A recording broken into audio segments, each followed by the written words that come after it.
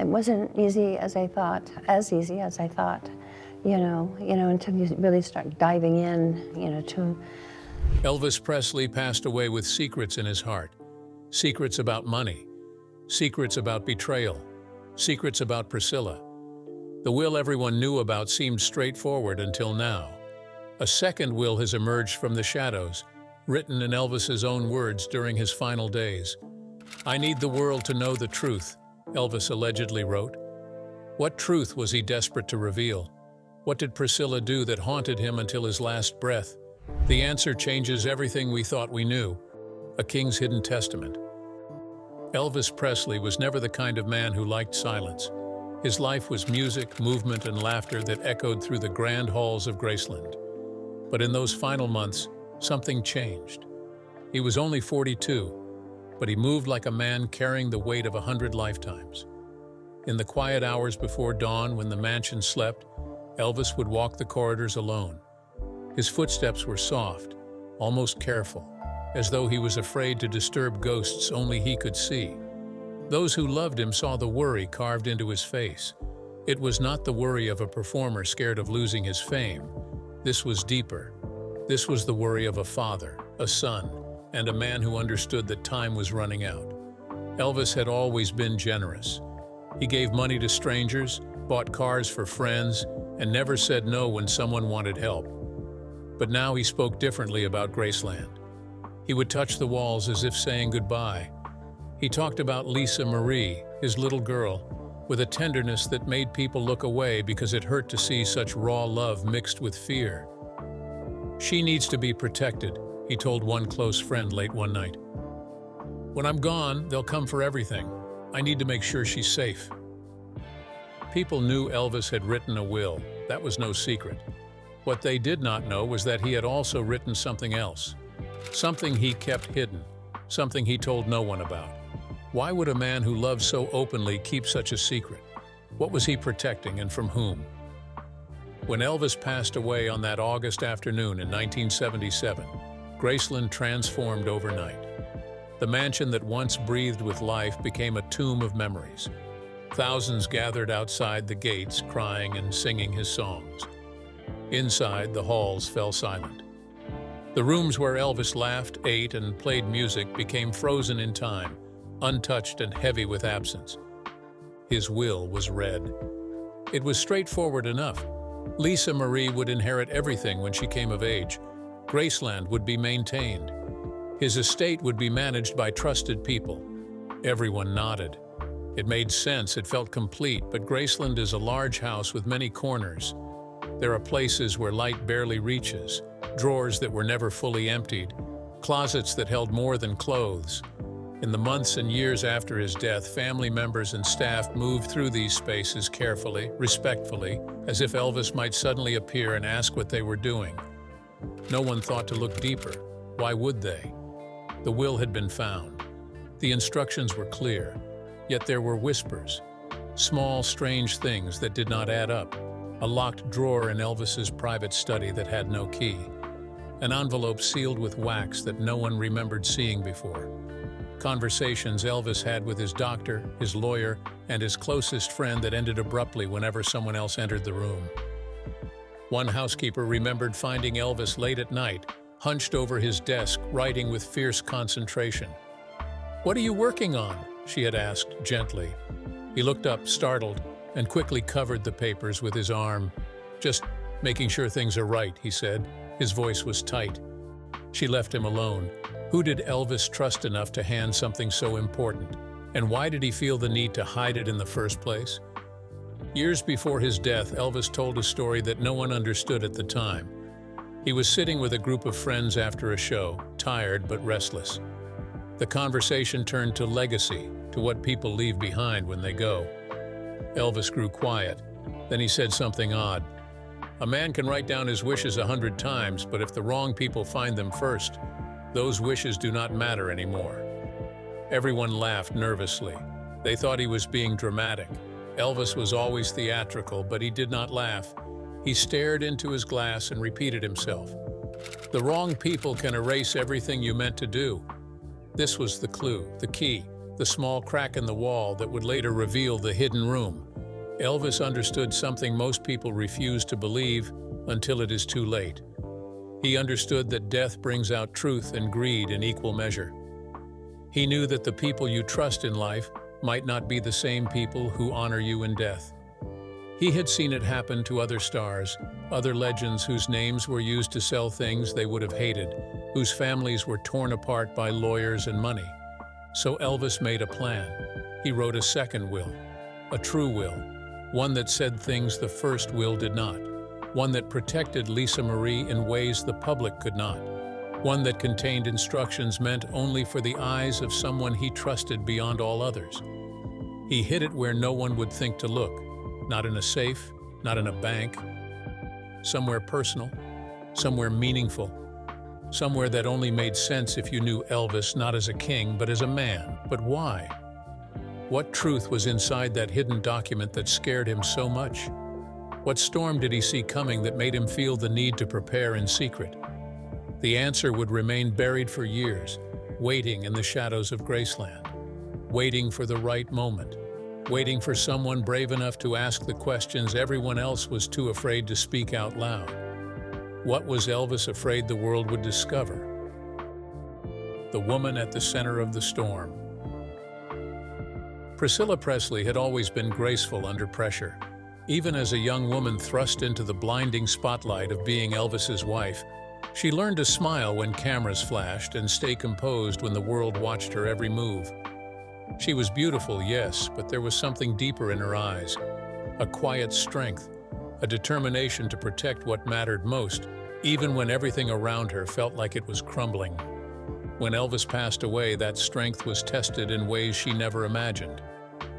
The day they told her he was gone, Priscilla felt the ground disappear beneath her feet. She stood in the hospital hallway, numb and hollow, while people rushed past her speaking in urgent voices. Someone touched her shoulder. Someone asked if she wanted anything. She nodded without hearing the words. All she could think about was Lisa Marie. Her little girl was only 9 years old. How do you tell a child that her father, her hero, the man who made her laugh until she could not breathe, was never coming home again? Priscilla had always been gentle with Lisa Marie. She spoke to her in soft tones, tucked her in at night, and made sure she felt safe even when the world outside their home was chaos. Now, standing in that cold hospital corridor, Priscilla knew her daughter's childhood had just ended, and it was her job to pick up the pieces. But the pieces were heavier than anyone knew. In the weeks after Elvis's death, Priscilla tried to hold herself together. She attended the funeral with her head high and her tears hidden behind dark sunglasses. She held Lisa Marie's hand as thousands of mourners lined the streets of Memphis, crying and reaching toward the car as if touching it might bring Elvis back. Priscilla did not break. Not in public, not where anyone could see. At night, alone in her room, she allowed herself to feel the weight of it all, the grief, the confusion, the overwhelming responsibility that had landed on her shoulders without warning. Elvis's will was read shortly after the funeral. It was simple enough on the surface. Lisa Marie would inherit his entire estate when she turned 25. Until then, Priscilla and 2 others would serve as co-trustees, managing Graceland and everything Elvis left behind. It sounded straightforward. It sounded manageable. But nothing about Elvis's life had ever been simple, and his death would prove no different. Priscilla quickly realized that managing Elvis's estate was like trying to hold water in her bare hands. Money was flowing out faster than it was coming in. Graceland, the mansion Elvis loved so much, was costing a fortune to maintain. Staff wanted to be paid. Taxes had to be handled. Bills piled up on the desk in numbers that made her head spin. She had never wanted this. She had never asked to be the one making financial decisions about a legacy that belonged to the entire world. But here she was, sitting in Elvis's office at Graceland, surrounded by papers and lawyers and people who all seemed to have different opinions about what should happen next. "We need to sell," one advisor said firmly. "Graceland is too expensive. We cannot keep bleeding money like this." Priscilla looked at him with tired eyes. "This is Lisa Marie's inheritance. This is her father's home. We are not selling." The advisor shook his head. "Then we need to find another way, fast." Every decision felt impossible. Every conversation about money felt like a betrayal of Elvis's memory. Priscilla wanted to do right by her daughter, but she also felt the weight of millions of fans who saw Graceland as sacred ground. She felt the ghost of Elvis himself watching her, wondering if she understood what he truly wanted. And that was the problem. She was not entirely sure she did. Why did Priscilla seem unsettled every time Elvis's estate documents were mentioned? Why did she pause, just for a moment, before answering questions about his wishes? Why did her hands shake slightly when she held the papers that were supposed to contain his final instructions? The pressure was constant. The disagreements were exhausting. One trustee wanted to turn Graceland into a museum immediately. Another wanted to wait. Priscilla wanted to honor Elvis's memory while also making sure Lisa Marie had something left when she grew up. She felt pulled in 1,000 directions, and no matter what choice she made, someone was unhappy. She began to lose sleep. Her friends noticed the dark circles under her eyes. Her mother was worried. "You are carrying too much," her mother told her gently. "You need to let some of this go." But how could she? This was Lisa Marie's future. This was Elvis's legacy. If Priscilla let go, who would catch it? She threw herself into the work. She made the difficult decision to open Graceland to the public, turning the home into a museum so that fans could walk the halls Elvis once walked. It was painful. It felt like invading his privacy, but it was also necessary. The money from tours could save the estate. It could give Lisa Marie the inheritance her father intended her to have. The decision worked. Slowly, painfully, the financial bleeding stopped. Graceland began to generate income. Priscilla began to breathe a little easier. She had done it. She had saved Elvis's home. But even as things stabilized, Priscilla could not shake a feeling that something was not right. There were moments when she would be going through old files and find notes in Elvis's handwriting that did not quite match the official story. There were conversations she remembered, fragments of things Elvis had said to her during their marriage that suddenly felt significant in ways they had not before. "I want to make sure you and Lisa are taken care of," he had told her once, years before their divorce. "No matter what happens, no matter who tries to interfere, I want you both protected." At the time, she thought he was just being dramatic. Elvis was always dramatic. But now, sitting in his office surrounded by legal documents and endless paperwork, those words echoed differently. Could a hidden will rewrite her entire role in Elvis's legacy? Could there be instructions Elvis left behind that she never knew about? Could the man she thought she understood have kept secrets even from her? One afternoon, nearly 2 years after Elvis's death, Priscilla was sorting through a box of his personal belongings. Things that had been stored away and forgotten, old stage costumes, photographs, letters from fans. She was not looking for anything in particular. She was just trying to bring some order to the chaos. At the bottom of the box, beneath layers of memorabilia, her fingers brushed against something unexpected, an envelope, thick paper, sealed with red wax. Her heart skipped. She pulled it out carefully and turned it over in her hands. On the front, in Elvis's unmistakable handwriting, were 3 words that made her blood run cold. For Lisa Marie. But it was what was written beneath those words that made Priscilla's hands begin to tremble. "Only if something happens to me. Only if they do not listen." She stared at the envelope for a long time. The room seemed to shrink around her. The air felt heavy. Her mind raced with questions she was afraid to ask out loud. What was inside? Why had Elvis hidden it? Who were they? And why did she suddenly feel like everything she thought she knew about his final wishes might be wrong? Priscilla sat down slowly, still holding the envelope. Her heart pounded in her chest. Part of her wanted to open it immediately. Part of her was terrified of what she might find. What was Priscilla never meant to find out?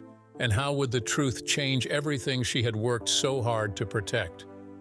The truth Lisa Marie was never meant to find. Lisa Marie Presley was born with music in her blood and sadness in her soul. She had inherited more than just her father's famous name. She carried his gentleness, his deep capacity for love, and that particular loneliness that comes from being understood by millions yet truly known by so few. She loved her father with the kind of pure, uncomplicated love that only a child can give. In her memories, he was warm and safe. As she grew into a woman, Lisa Marie found herself caught between two worlds. She was Elvis Presley's daughter, which meant something to everyone who heard the name. But she was also just Lisa, a girl trying to understand who her father was beneath the legend. The official stories never felt complete to her. There were gaps, silences, things that did not quite add up when she replayed conversations in her mind. She began visiting Graceland more often in her 20s, slipping away from the tourist crowds to wander the private spaces that still held traces of him. She would run her fingers along the spines of his books, sit at his desk, and imagine what he had been thinking in his final days. There was something she wanted to find, though she could not name what it was. A connection, a message, proof that he had thought about her future and wanted her to know his truth. It was a cool autumn afternoon when Lisa Marie found herself in a part of Graceland she rarely visited. The air smelled of old wood and forgotten time. She moved slowly through narrow hallways lined with storage boxes and covered furniture. Something pulled her forward, an instinct she could not explain. In a small alcove behind what used to be her father's private sitting area, she noticed a wooden chest. It was simple and unadorned, half hidden beneath a dusty sheet. Her heart began to pound. This was not part of the museum. This was not something the public ever saw. This was personal. She knelt beside the chest and lifted the lid with trembling hands. Inside were photographs she had never seen, concert programs from before she was born, and letters addressed to her father in flowing handwriting. But underneath everything, wrapped in cloth that had yellowed with age, was an envelope. The moment she saw it, she knew. She knew this was what she had been searching for without realizing it. The envelope was sealed, formal, and across the front in her father's distinctive scrawl were words that made her breath stop. "For my daughter. The truth is, I could not speak aloud." Why was this box hidden in a place only Lisa would think to look? Why had her father concealed something so important in a corner of his home where time seemed to stand still? What was he protecting her from or preparing her for? Her hands shook as she broke the seal. The wax crumbled like sand. Inside were several pages of legal paper, typed and official, but covered with handwritten notes that only Elvis could have made. She recognized his pen, the way he pressed hard on certain words for emphasis, the little stars he drew when something mattered. This was a will. Not the will she had heard about her entire life, but another one, a secret one. And as she began to read, her world tilted sideways. The shock hit her first. Pure, disorienting shock that made the room spin. Her father had written this in his own hand, dated it, signed it, and hidden it away deliberately. Every word was clear and intentional. He knew exactly what he was doing. He was leaving behind instructions that directly contradicted the official document that had governed her entire life. Lisa Marie read about Graceland and how he wanted it preserved, not as a tourist attraction, but as a private home for her, a place where she could raise her own children surrounded by his memory. She read about his estate and how he intended for her to have control much sooner than the official will allow. She read about people he trusted and people he did not, names that surprised her and decisions that had never been made. But it was the section about her mother that made tears stream down her face. How could a single document reshape everything she believed about her father and mother? How could ink on paper rewrite the story of her entire childhood? Elvis had written about Priscilla with such complicated emotion that Lisa Marie could feel his conflict through the decades. He called her brilliant and brave. He said she had been the best partner he could have asked for during their marriage. He wrote that she loved Lisa Marie with a fierceness that gave him peace. But then came the parts that hurt. "Priscilla will be told what to do by people who do not understand what I want," Elvis wrote in the margin. "She will mean well, but she will be guided by lawyers and advisors who see only money and control. I need Lisa to know what I truly intended, even if circumstances force different choices." He had specific fears. He worried that Graceland would be turned into a spectacle.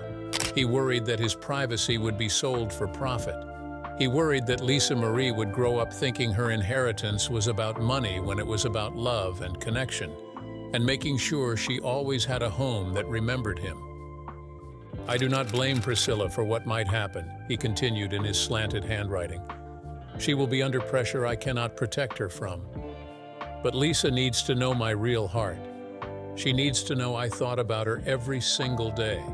She needs to know that every decision I made, even the ones that looked strange or incomplete, were about keeping her safe." Lisa Marie pressed her fist against her mouth to keep from sobbing out loud.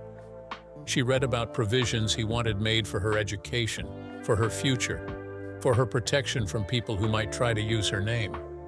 She read instructions that were never followed, dreams that were never realized, wishes that dissolved into nothing because no one knew they existed. Her father had tried to speak to her across death, and his voice had been lost in silence for decades. The anger came next, hot and sharp. She was angry at the lawyers who never found this, angry at the system that accepted one will without looking for others, angry at the years of confusion and feeling lost because she never knew what her father wanted. But could she be angry at her mother? Priscilla had fought so hard to save Graceland. She had made choices under impossible pressure. She had kept Lisa Marie safe and loved when the world tried to devour them both. Had she known about this secret will and hidden it? Or was she as much a victim of circumstance as anyone else? Lisa Marie folded the papers carefully and held them against her heart. She sat in that dusty alcove as shadows grew long and the house settled into evening silence. She had found what she was looking for, and now she had to decide what to do with it. What part of the truth would she reveal and what would she keep hidden? Should she honor her father's secret words and demand changes? Should she confront her mother with proof that things could have been different? Or should she protect the fragile peace they had built and let the past stay buried? When Elvis finally spoke again, Lisa Marie sat on the edge of the sofa, the envelope resting on the coffee table between them like a barrier neither wanted to cross. She had been dreading this moment for weeks, ever since finding her father's hidden will. How do you tell your mother that the man you both loved left behind secrets that change everything? How do you begin a conversation that might shatter the fragile peace you have built together? The silence stretched between them, heavy and uncomfortable. Finally, Lisa Marie spoke, her voice barely above a whisper. "Mom, I found something. Something Dad left behind, and I think you need to see it." Priscilla's eyes moved to the envelope.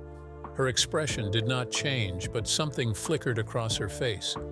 Recognition, perhaps, or fear. She reached out slowly and picked up the papers, her fingers trembling just slightly as she unfolded them. Lisa Marie watched her mother read. She saw the color drain from Priscilla's face. She saw her eyes widen, then narrow, then fill with tears that did not fall. Minutes passed in silence. The only sound was the soft rustle of paper and the distant hum of Graceland settling around them. When Priscilla finally looked up, her voice was thick with emotion. "How long have you known about this?" "A few weeks," Lisa Marie admitted. "I did not know how to tell you. I did not know what it meant." Priscilla set the papers down carefully as if they might catch fire. She pressed her hands against her eyes and took a long, shaking breath. When she spoke again, her words were raw and honest. "He never told me. All these years I thought I was doing what he wanted. I thought I understood his wishes. And now..." Her voice trailed off into silence. Lisa Marie moved closer, sitting beside her mother on the sofa. She took Priscilla's hand, feeling how cold it was. "I do not think he was trying to hurt you," Lisa Marie said gently. "I think he was scared. Scared of what might happen after he was gone." Priscilla nodded slowly, tears finally spilling down her cheeks. She picked up the papers again and read through them more carefully this time, focusing on the handwritten notes Elvis had added in the margins. The truth that emerged from those pages was complicated and heartbreaking. Elvis had written the secret will because he feared interference from people he could not name directly in an official document. He worried about managers, lawyers, and advisors who might prioritize profit over preservation. He worried about Graceland becoming a circus instead of a home.